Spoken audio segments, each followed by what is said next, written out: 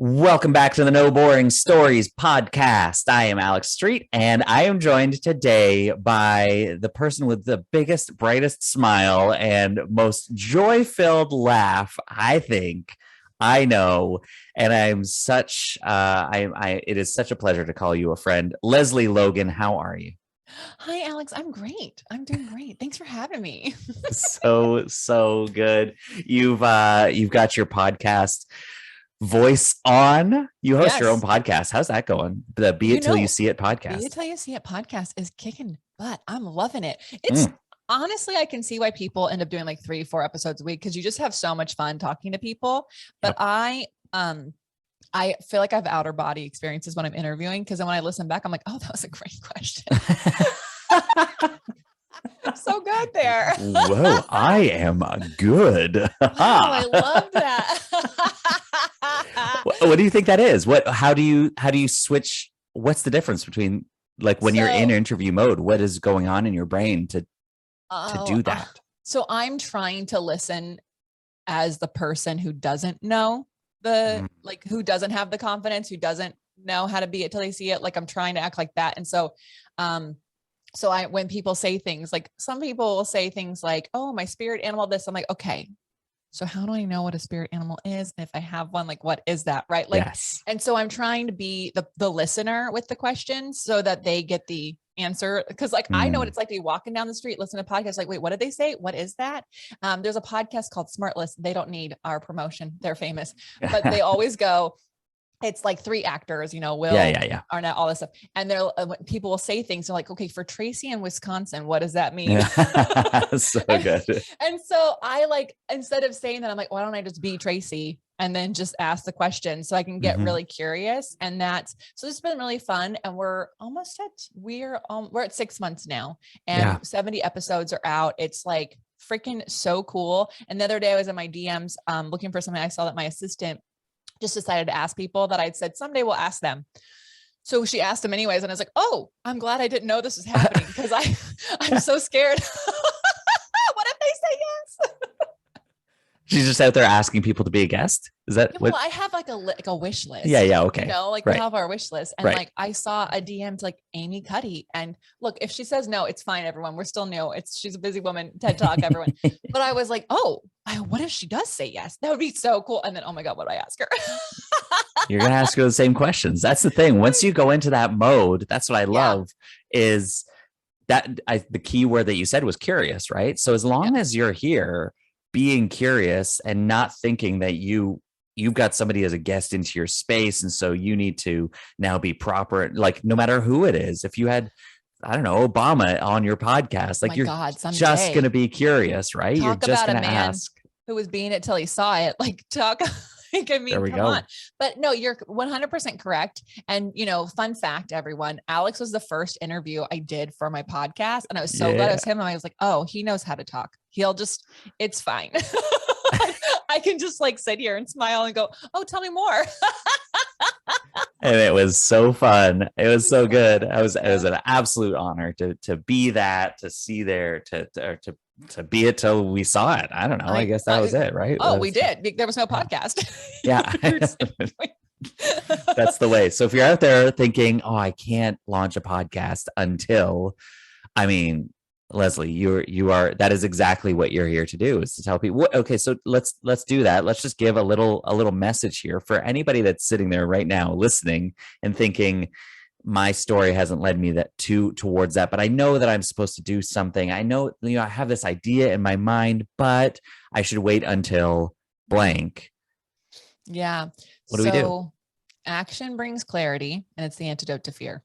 So I would actually just take a step, like buy the mic or ask a friend to do an interview, like just take one tiny step and then that will reveal the next step. And I think, gosh, waiting sounds like such like that sounds so stressful and so anxiety ridden. I can't even imagine how you feel. So I promise you, if you take one step, you'll actually see the next one, because that's where the clarity comes from. Yeah. And the fear dissipates, because it's like, oh, you get it out of your head. That wasn't so bad. So the first interview I was like, oh my God. And then we did it. And I was like, oh, well, that was fun. That's like doing an IG live. No big deal.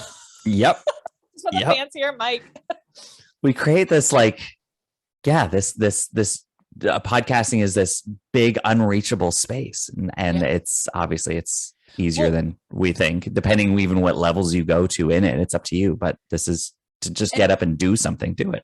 Well, and also you won't have a listener when you start. You'll have like your mom and your friends and like whatever, but like you can't wait till you have a certain number of followers to have listeners, because I have tons of followers and like they don't even know I have a podcast yet. I keep Yeah, talking about it. Like the algorithm is real. But before my podcast launch, I was on Lori Harder's podcast, right. and she asked me something about like what I was afraid of. And I was like, well, I don't want to waste anybody's time. I don't want to waste, like, it's people's time when they're listening to it. And she's like, well, they just won't listen. And I was like, oh, well, there's that. So that's fine, right? So Which is like, so okay, because yeah. So she says that with her massive wisdom, and you yeah, just receive it and go, well, that was simple. yeah, And yet that idea of then they just won't listen. That that is actually my inner critic. That is my fear, is I'm producing this thing and I'm putting in the effort and I'm saying this thing and speaking from my heart and bringing on my friends to be guests and people I don't know to be guests. And I don't want to waste their time. And if we put this all together and then I put it out there and it's going to be a big fat goose egg out there, literally nobody's going to listen to it. And it's not going to make the impact that I know it can make. And so where Lori's like, well, that's fine. They just yeah, won't listen. You're not going to waste their time. So your fear is I don't want to waste their time. My fear is they won't listen. And they also, won't give me their time. But Alex, like, in reality, like, has there ever been a podcast episode out there that's gotten 0 listens? Let's say no. Yeah, I don't think so. Because, okay, obviously I'm going to listen to it again because I'm on it, Right. and like probably at least somebody that follows me will listen to it. But even still, even if it was just your episode that's just by yourself, you have to re-listen to it. So there's going to be impact like that you have again on your own self, like you're like getting your own lesson put into your ears. That's going to change how you react to the world. And probably someone in your household is going to be hearing you edit this. So like there's more ears, but I just think that like, it's just not possible. Here's what I think even matters more than that, even whatever number, because then somebody's still going to wind this down and go like, yeah, but like, that doesn't matter if the person in my house hears it or anything like that. It's actually coming back to your ABC, action brings clarity. That's really what it's about. At this point, this isn't even for an audience first. Yeah. It's for me first. I have to do this. Right. And that's then like whatever that is, it could be an empty auditorium, but I'm still showing up because of the act, because of the action, because of the calling to simply present until the audience comes. Like you keep doing it. And also, like, I just keep, because of course I would love to have the 10,000 downloads, not dollars. I would love to have that too. I mean, that to me, but like, bring it all. Yeah, but the downloads per episode, we're not there yet. Yeah. I'm really working hard to get to 10,000 in 1 month. We're getting close. We're like, that's huge for us with, like that's 2 episodes a week. That's a lot of content, so you got to baby step it. But like, can you imagine if someone said, okay, Alex, your first podcast, we've got 10,000 people who are ready to listen to it. How much pressure would that have? Like, that would be like exciting. And then also like scary AF, like just so much. So when I first started teaching Pilates, I had like a couple people coming to an air quotes class because it was like 2 people. But the first time I was on a big stage, so I was at a high-end fitness club, and they would never give a brand new teacher a class. Like that's not their role. You have been teaching so many years, then you have to be a sub, and then you like all these things just to make like, I don't know, $50 an hour.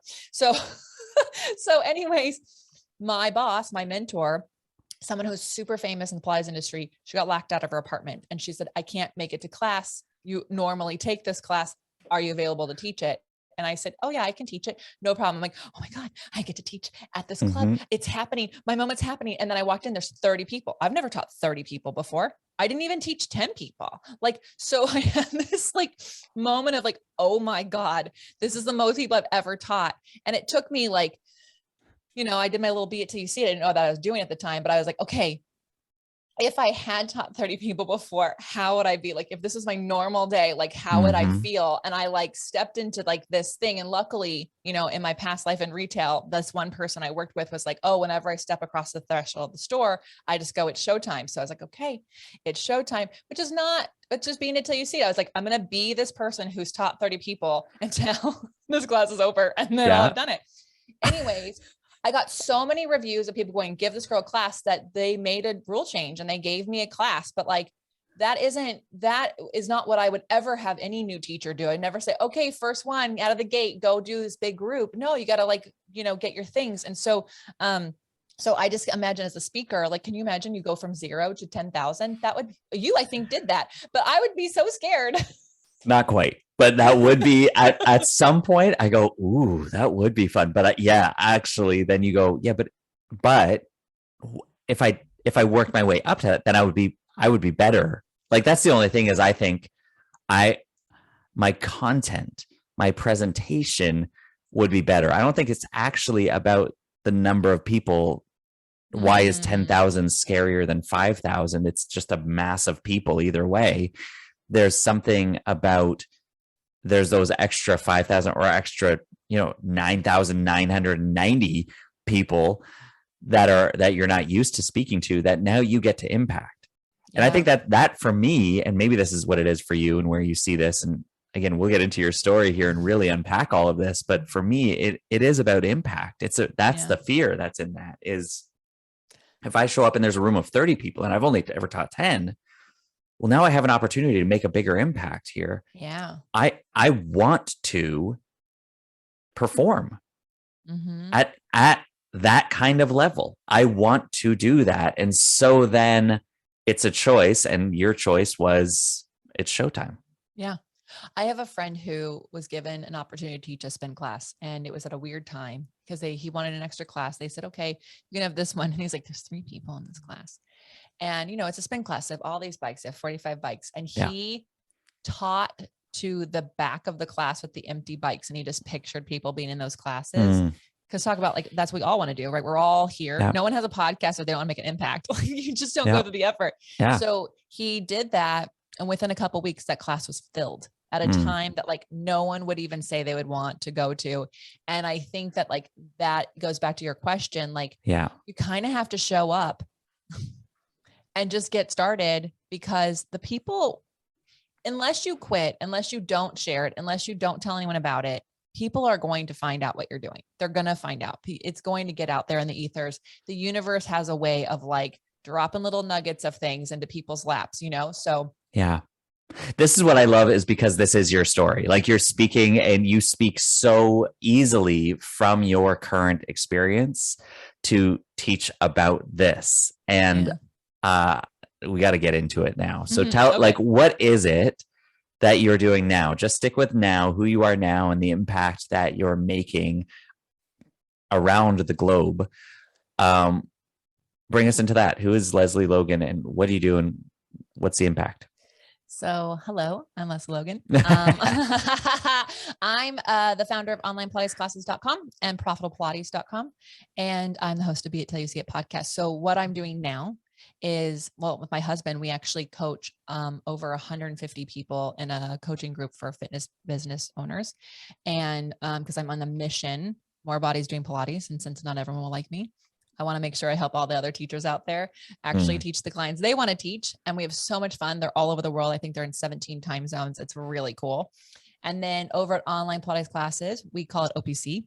Yeah, you know me from my Naughty by Nature fans. And OPP. I know. So we song. Okay, hold on. I know, it's like, so I live in singing it. I live in Ontario, Canada, and our provincial police, like it's basically federal police, right? They're the OPP. It's the OPP. So growing up, I thought that this song was about our police department. I was like, what does it mean to be down with OPP? They like the police. I like the police. Here we go. Oh my God. Then you see the music video and you're like, no, not the same thing. No, not the same thing. I still didn't understand. I don't know. Let's be real. Okay. So, so anyways, OPC is an online Pilates platform that actually has accountability and community built in. I believe that connection, consistency, and community are the ways to getting everything done and doing life better. And so we have hundreds of members all over the world, from people who've just started Pilates to people who've been doing it for 40 years. Like, well, at this point, she's at 42 years. She's been doing Pilates longer than I've been alive. And she's in this community with us. And what I love about it is our whole goal is that people prioritize themselves first so they do life better. And so that's what I do. Everything. So talk about impact. I'm just here to make sure everybody is like living their best life, because the world's a better place that way. Right. And I just happen to do it with Pilates. So when I prioritize myself, I do life better. That's what you're saying. Yeah. When you fill your cup first, get freaking selfish about your day a little bit. You are a better father, husband, coach, leader, because you have so much more to give. You're not like, if you are tired, you show up tired, you are shorter with your responses to people who you're close to, because like you can be, right? You are less responsive to people asking things. You probably say no to things that you probably would have said yes to if you had the energy and the time and the mindset to say yes to it. Yeah. You just don't show up fully. Think about a cup with half water. It's a hot day and your cup is half filled and someone's like, oh my God, can I get a sip? You're gonna be like, no. And then someone bumps you and then a little bit pops out. You're like, oh my God, everyone is after me. But if your cup is super full and somebody wants some water, you're like, oh yeah, I got a little extra here. Actually, it's like about to spill out. No worries. Someone hit you. That's no big deal. I got some more. You know, you're going to get more tomorrow because you know tomorrow you're going to fill your cup first. So I believe that the reason why there's so much stress, sickness, like people angry at each other is because we're all walking around with empty tanks of gas. Wow. And it's because we're doing everything for other people and we're breaking our commitments to taking care of ourselves. And so that's like, if you are like doing things for others, but not giving to yourself, then you're just like angry all the time and frustrated because you're just always doing things for others. And like, you never feel good, right? You will feel so much better when you fill your cup. So you can fill your cup in lots of ways: sleep, actually drinking water, healthy foods, things like that. For me, it is time with myself.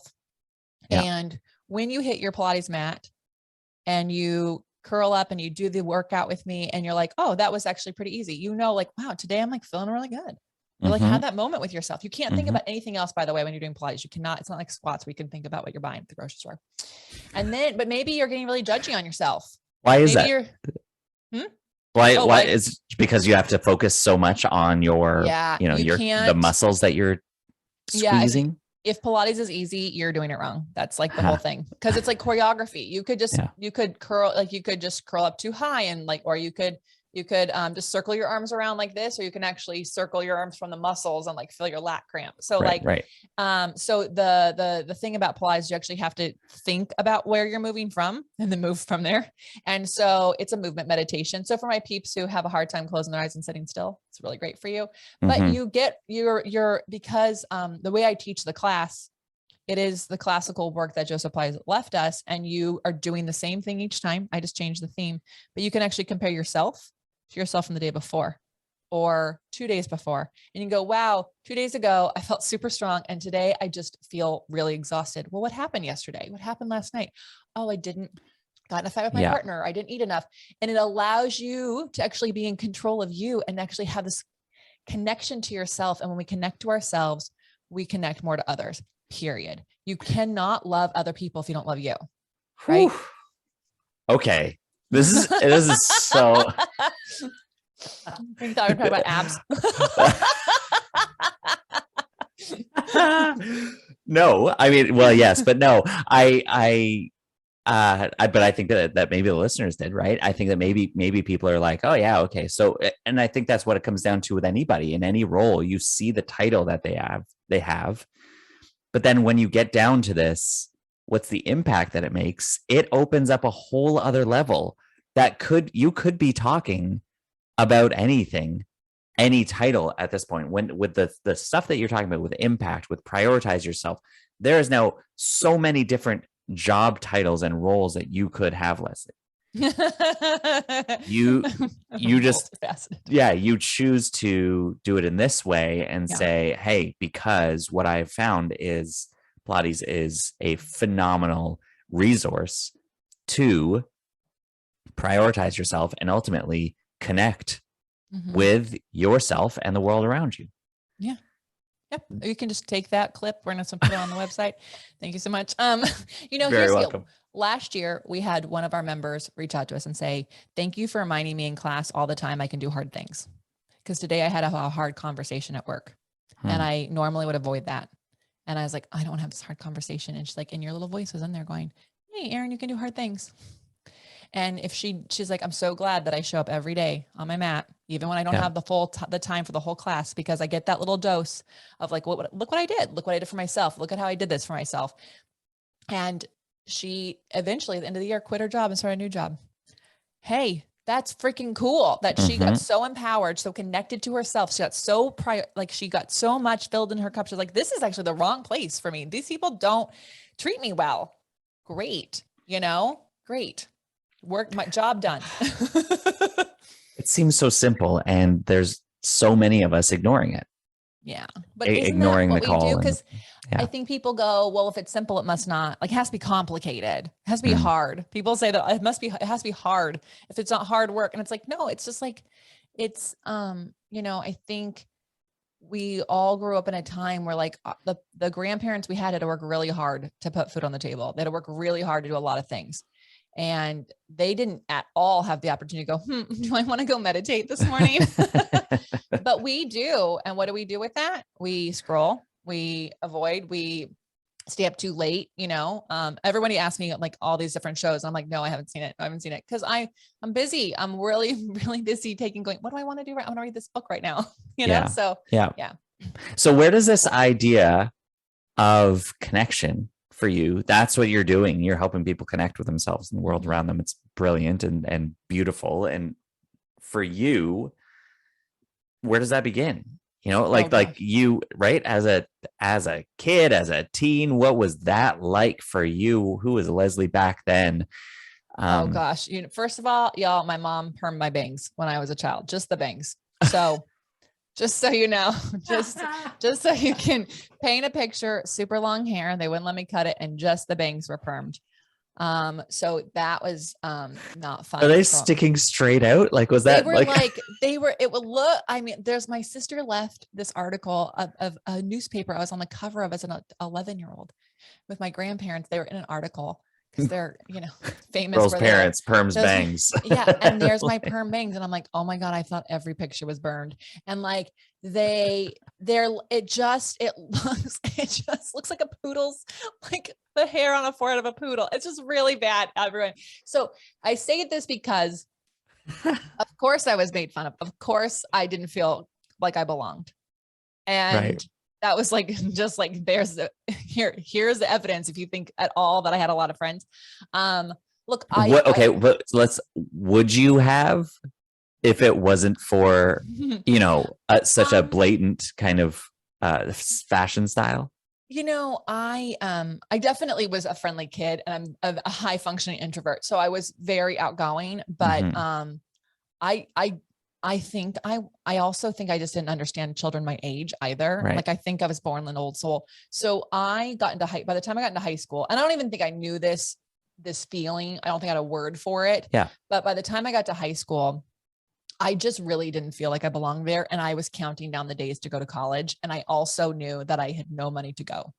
And so I just lived this world like I don't belong anywhere. And I wasn't a depressed child, but I'm a positive person by just nature. However, like I just felt like I didn't ever belong. Like I was friends with people and they would let me sit with them at lunch. I wasn't sitting by myself. Everyone, don't worry. I was not sitting by myself, but I just also didn't feel like I really like connected with the place I was at.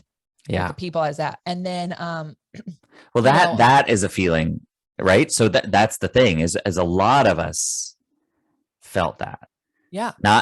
You weren't the ones sitting alone in the corner, or maybe you were, and that is your story. But so many of us can say, oh yeah, but at this time in my life, like I didn't know where I belonged.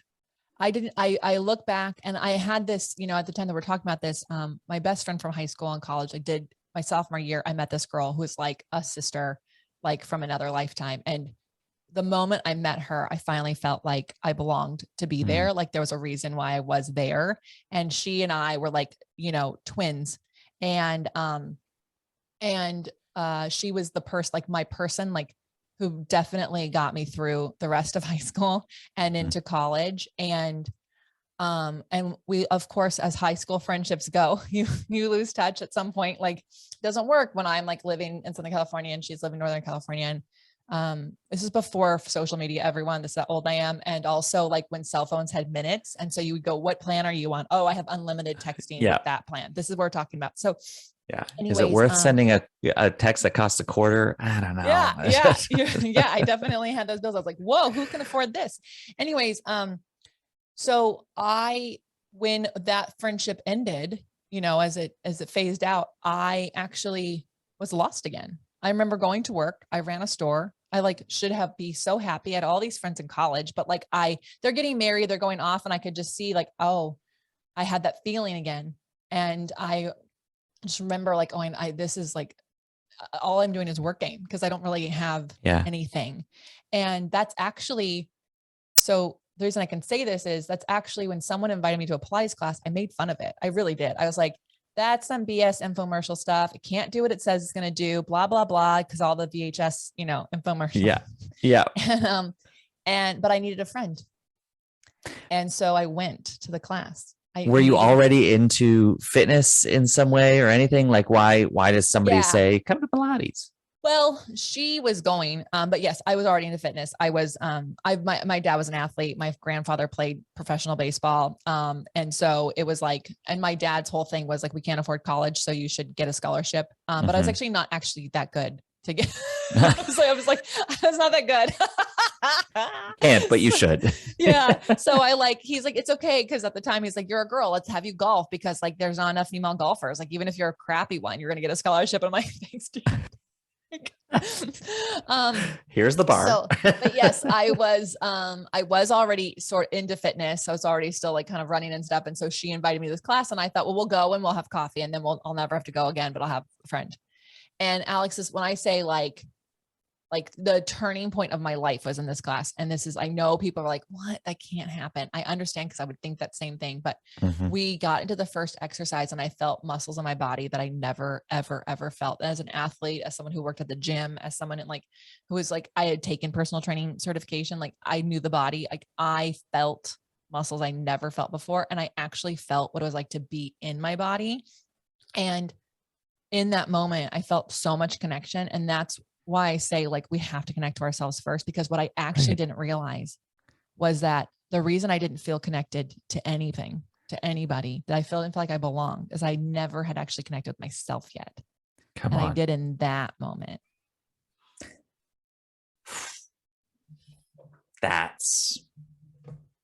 That'll preach. That's good stuff. That's and you know it. Yeah, I know, but I didn't know that, I also, for anyone listening, like I didn't know that was the thing that would lead me to here. No one does in the moment. All I knew was I need to get that feeling again, that feeling. I have to have that one again. Because something like what awaken. Oh yeah. So you're like, I need a friend. I'll go to this class. In that class, you find yourself. Like what? I don't know. You're in your body. You feel muscles you've never felt before. Like what? Again, open that up so that we can kind of get a glimpse into how that changes you. That's on a Tuesday evening. What does Wednesday, Thursday, Friday look like or beyond? Yeah. So I literally changed my entire work schedule so I could go to a class almost like 6 days a week. Like literally changed my entire work schedule so I could go, so I could have that feeling. And I was like the Pilates preacher. I wasn't even teaching it. I was just like telling every single person, you got to do this. You got to do this. You got to do this. People are like, she has lost her mind. She's in a cult. This is what happens when you get in a cult. But I just felt like I had I don't even know if direction's the right word, but like, I felt like this is like where I feel good. I feel so good. I feel like, you know, when you feel like you're in alignment of some kind, or you actually just feel like you're on the path, like you're on the right path, something here is working. And what ended up happening is the more I did it, the more I realized I was in the wrong place, because I was only feeling in the right place when I was there. I wasn't feeling in the right Yeah. place at work or anything like that. So, I transferred to Los Angeles. I moved to Los Angeles, and I was going to classes, and, Where were you before that? I was in Orange County. I was in Newport Beach. If Oh anyone's yeah. Okay. watched, if anyone's an elder millennial and you watch the show Orange County, that's where I was. You mean the OC? The OC. Yeah, yeah, yeah. Okay. The OC. That's and they're like, that's how we do it in the OC. And I was like, oh my God. No. But yeah, so I was in Newport Beach and area, and I thought I would live, I thought I loved it. The beach. Who wouldn't love that? But I just had this feeling, and an opportunity at my company allowed me to move. So I took it. And, you know, just so you all know, you can keep moving. It doesn't actually, it actually doesn't make you, you're the same person. So what I discovered there is I met a woman who said, you should be a teacher. And it's so crazy, y'all. You would probably think, duh, Lesley, you sound like you love it so much. Why wouldn't you have come up with this idea? But you have to understand, I was sitting under a pile of $60,000 student loans, and I was really good at the job I had. And so like, it didn't occur to me that you can change jobs. I'm the child of parents who had like a job, and my grandparents had a job. Like I wasn't, no one switched. I never saw that. So, so she said, you should be a Pilates teacher. And I was like, oh, can I do that? Like, this is so crazy.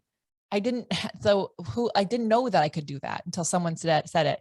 And then when I became a teacher, I just thought it would be a side hustle that paid for my love for Pilates. And I got so busy, I had to quit my job. And that's how we got here. And that's how we got here. Okay. There's a couple things I want to draw on here, because you're forming a fantastic story, right? From, you know, not belonging to being connected. And it's glorious. And you've got this key moment here of, I remember going to that first class feeling connected to my body, and I just needed more of it. Because it gave me more than just movement. It gave me connection. But you said this thing about, I knew that I wasn't where I was supposed to be location wise. Right. So I moved, but then you said, look, just because you move, it's not going to fix things. So what is that feeling, that idea of, I need to move? Like, what is that going to satisfy? What is that bringing to you? Or what did it eventually bring to you? Why were you not in the right place? And why was this eventually the right place? How long did that take to figure out? Yeah. Well, first of all, I just had this tug that I needed a different. So at this time, y'all, I still didn't make that friend. So I was just doing Pilates with myself, and my roommate from college, my one friend, she was moving to Missouri. So here I was going to be alone, have to find a new roommate. And I just felt like that was the perfect time to move, because if I'm going to start over, I may as well start over somewhere else. And, you know, I lived in Orange County for 5 years at that point, maybe six years. And not that I'd seen all of it, but I just felt like, you know, the people changed. You can change the people.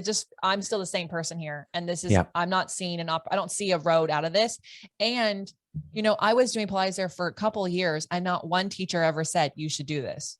Not one teacher invited me in. I took one session with one person in LA, and she's like, you should teach this. Yeah. So that's a key, right? Is so you don't know what it is that's pulling you out, but you get there, and all of a sudden you're seen in a different way. Yes. Yes. And there's, you know, I will say this, for some big cities, like you can get lost in them, or you can find so much opportunity. There's so much possibility, because there's just so many people. And yeah. And so I ended up in LA for 14 years. I never thought I'd leave. But the same year that I moved to LA is when my husband moved to LA. We didn't meet, but we moved in the exact same year, 2 months apart. Where was he from? He moved from Philly. Right. And so he's this East Coast boy coming over here. Yeah. And California girl, born and raised. I just kept moving up and down the coast. And you start teaching classes, and you're like, this is it. This is what I'm made for. No, not at all. Actually, here's the thing. I was in retail, and I could see the recession happening before it happened. I also should point that out with I was in Orange County, and Orange County was hit had seen showing the signs much sooner than the rest of the country, because mostly a real estate industry, and my clients stopped shopping as much. So they would like, instead of buying something for $500, they'd spend $100. And I was like, so I kind of felt like, oh, I've done all I can at this store, and this opportunity to transfer is here. And there's something going on in this town, and it's not going to go well for me. Wow. So I moved, and it was, the recession was about to hit, right? So I moved in 2008, 2008 is when everything was going down. And while people were like quitting their water bottle, like, subscriptions, like their water delivery subscriptions, I was like, hello, I'm here to teach you Pilates. And people were buying it, which is so crazy. First of all, I didn't know it would be difficult because I was in sales and I loved it so much. I wanted everyone to have the same exact experience as I did. But I didn't think that Pilates was gonna be my thing. I really thought I would do it part-time. We would get through this recession thing, whatever it is. The retail industry always bounces back, right? This is before Amazon hadn't become a thing yet. Right. And I would take over the company, because I worked for this company for so long, and I knew the owners, and I knew that one day that head owner would retire, which is coming up, and then I'd be running all these stores. So I really did think that like I was going to do retail and then this little like side hustle for Pilates. But I got to a point where I had to actually make a decision, because I was working every day, because I was teaching people at 6 and 7 a.m., driving across town in traffic to work from 9:30 to 6:30. Some nights driving back to the studio to teach people. And then I would teach on my days off. And I was working more than a doctor and not making doctor money. And, and so I thought, well, I think I can make the leap right now. And so I made the leap, not knowing that, like, I had no idea. I had no aspirations that, oh, I'll teach Pilates around the world. Like that wasn't even a thing for me. I actually didn't have that confidence or feel like I could be the person who does that. I just thought I'll just do this. And it's really funny. I followed people's questions, and that's really where I got, like, people would ask me questions and I was like, oh, I never thought about that. So that's kind of like the thing. So what kind of questions? You know what I mean? Like, it's that awareness to recognize, again, it's that curiosity. That's why you're such a good podcast host. You're aware, you're listening, you're curious. Like, what are these people? They said that. That's not just a coincidence. That's a thing. Yeah. So I'd been teaching at this club for not even 3 months, like 2 months. At the club, they would give every new member got a free session. And then my job was to give them that free session in 30 minutes and then get them to buy a package of Pilates. So here they are already spending membership money, whatever. And I'm here like, here, buy this $1,000 package. We just met, but here you go. And everyone in the room was like, it's so hard. It's so hard to get clients. It takes forever. Just like keep your job until you can't, And I was like, okay, okay. And the first person I got 30 minutes later, I was like, yeah, so this is like, she bought the package. Next person I got, they bought the package. Next person I got, they bought. So one day I get a phone call from my boss. She's like, what are you doing? And I was like, oh, what am I doing? Is that, am I doing something wrong? And she's like, no, but no one in the history of the company has ever sold to every single new client. What are you doing? And I said, well, that's a really hard to tell you what I'm doing, but why don't I watch people and see what they're not, like, I'll just compare. And because she asked that question, I actually looked around and noticed what people were doing in a session, and I saw the difference. And this is, I think, something you'll nerd out about. Everyone there was trying to sell Pilates to these people. And I was actually just trying to get them to trust me that what we were going to do today was just going to be a tiny drop of where we could go together. And and I was like, I was talking about the future. I was showing, once we get through this, this is how you're going to feel. This is what you're going to have, because this is how I feel. And I was sharing my personal experience with Pilates. And so what I noticed is everyone's trying to sell Pilates. I'm selling, like, you can trust me.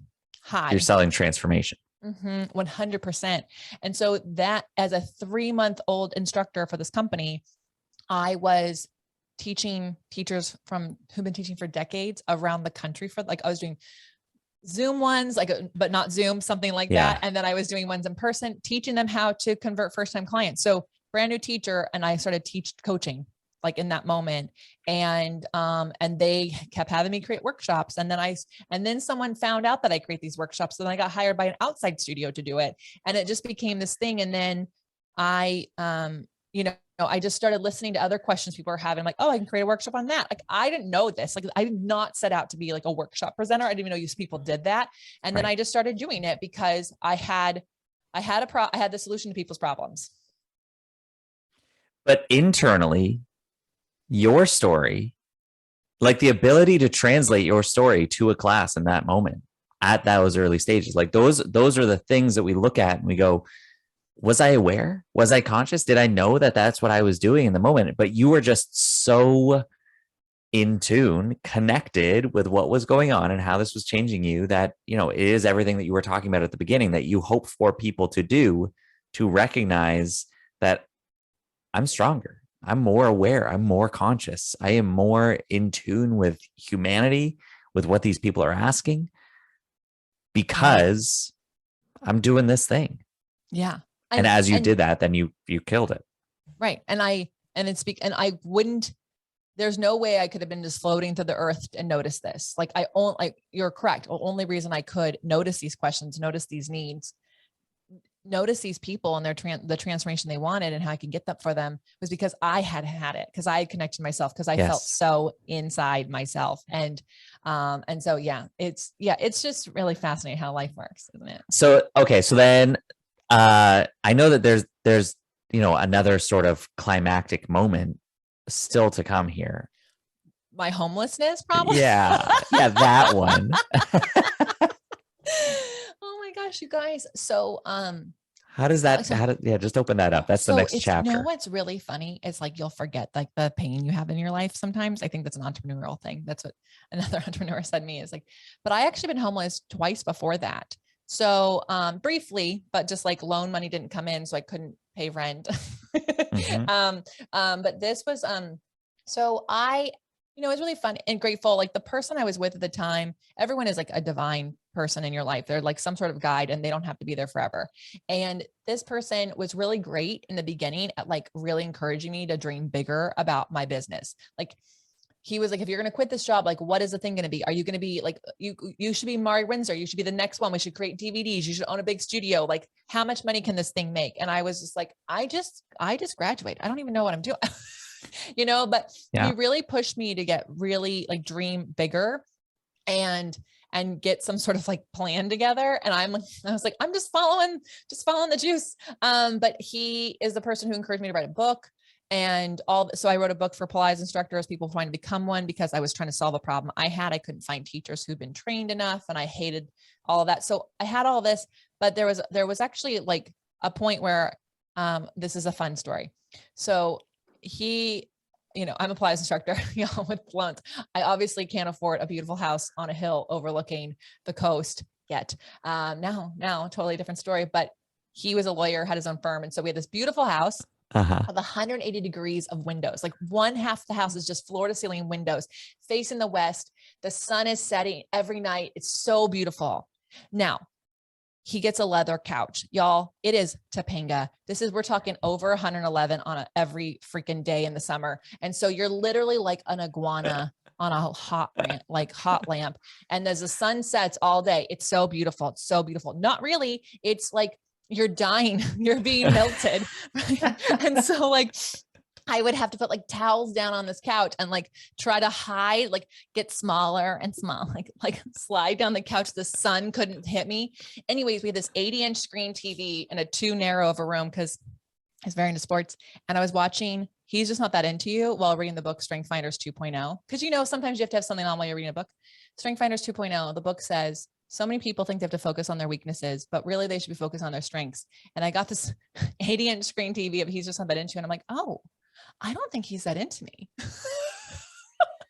I was like, I wonder if he knows that. And I was looking around this house and I realized everything I owned, I could fit in my Mini Cooper. Everything. All the things that I own in that house, in this massive house with these beautiful views, I could fit in my Mini Cooper. So I, talk about taking action, everyone. I got on those like apartment rental website.com things. I texted a friend to see if I could stay in her guest room, if that was possible. And I packed up my Mini Cooper And I had to break up with someone for no good reason. I was just like, I just don't think we like each other that much. It's just too hot on the leather couch. That's it. It's on the leather couch. So what ended up happening is, you can't just overstay your welcome at people's places. So I was never sleeping on the streets, but I was couch surfing for several months in LA, and I was really just trying on different like neighborhoods for size. I'm like, do I want to live here? Do I want to live here? And in the meantime, I totaled my car, and the studio that I was renting from for my own personal business was closing. And then my company transferred me, and I was like, okay. And everybody around me was freaking out. They're like, oh my God, are you okay? Like everything keeps going. I'm like, actually, the universe is making my life really easy. It's just taking everything I don't need out of my life right now. And cause you have to, like, at some point you just have to go, I don't know what this is, but like, I've landed on my feet every single time. And by the way, I'm still doing Pilates. So like I felt every day I was doing it, and I felt so good. I felt so sure. And all of that happened in the best ways. So yeah, that was a fun time. How long ago was this? So 2013 is when I was, so it's getting close. It's getting close to a decade, but you guys, here's another, like, this is a moment that I realized like life was really interesting. I was, the Pilates instructor for a, elite running team. And I ran like 6 miles with them in the morning. Now I'm home. I don't have a place to actually go shower yet. I have people's homes that I have keys to, but really like, I'm not living there. I'm going there to sleep. I'm not like, like just hanging out because I have nothing to do. So I ran, then I took a hot yoga class to stretch out, this one membership thing. And then I went to my therapy session. Can you imagine how much I must have smelled? And then I went to the Whole Foods because I have no refrigerator. So I'm going to Whole Foods as this like couch surfing homeless girl who at least is like paying for an overpriced salad. And I'm sitting at the Whole Foods in Brentwood, which is like, if you've seen any video of LA, you've probably seen it. And celebrities are like walking out. They look like normal people. And I'm sitting there eating this salad, and my phone rings, and I decide to answer it because like, I'm hoping it's an apartment or something. And this woman goes, hey, Lesley, this is Los Angeles Magazine, which is like a massive magazine for it's like the magazine for Los Angeles. We voted you best Pilates instructor of LA. And I'm sitting there, and I was like, I'm so sorry. I didn't even know I was in a competition. Is this, what is this? Is this for real? She's like, oh yeah, we have a best of issue every year, and you are the best Pilates instructor in Los Angeles. And I was like, oh, well, thank you. She's like, yeah, we're gonna have a big party. We'll email you the invitation. We hope you can come. You get to bring a friend, dress up. It's a whole thing. It literally is a whole thing. And I sat there, and I realized like, I didn't really have anyone to call to share this moment with. And I was like, wow, this must be my Jewel moment. This is like when Jewel was homeless, living in her car, and the Grammys called. So like, I knew in that moment, I was like, okay, I must be doing something right. Cause like, you don't get voted best Pilates if you're just like, flying by the seat of your pants. So I just knew that was like a sign like of great things that were going to come my way. And it really did. Like from that moment, that's when I started traveling and really building my own business. And yeah.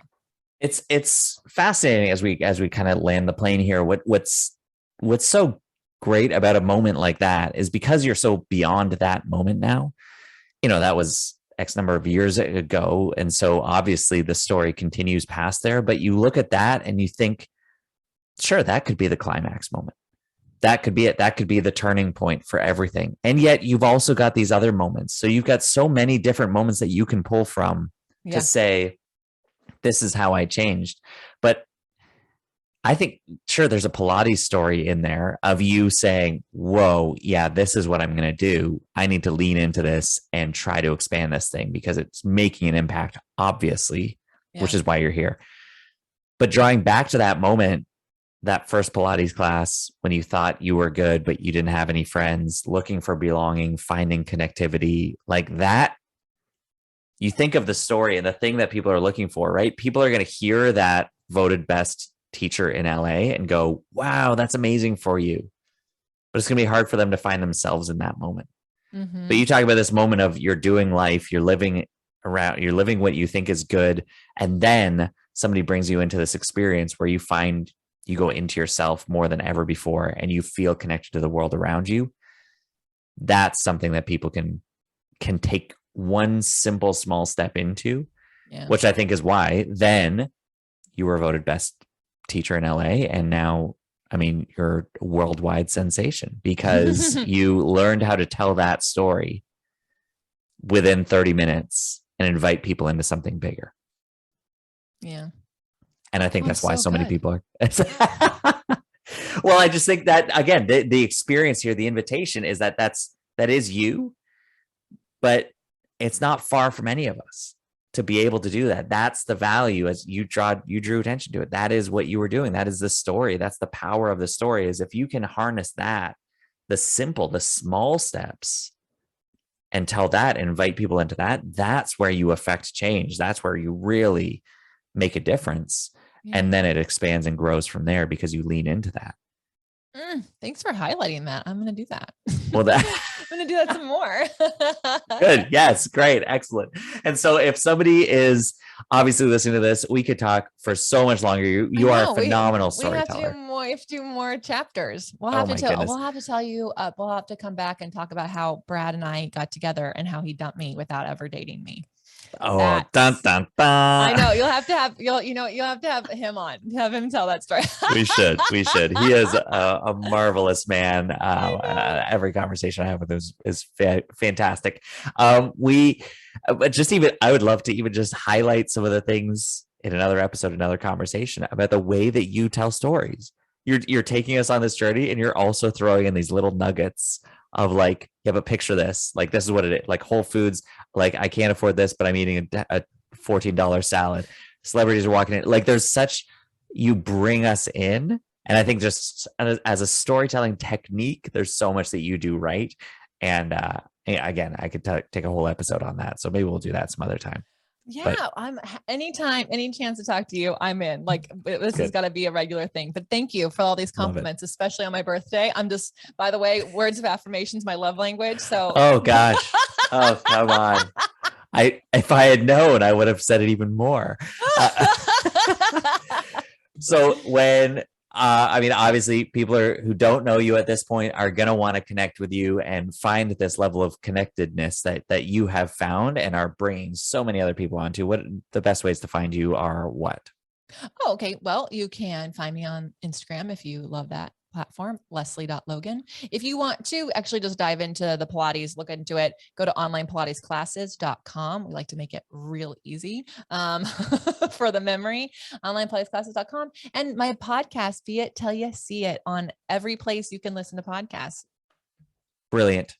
Fantastic. And I love you so much. It's just such a joy. This is so fun. We'll look forward to more conversations from here. All right. I love it. Thank you. Have a fantastic birthday. Thank you. We have a great day. Okay. See ya.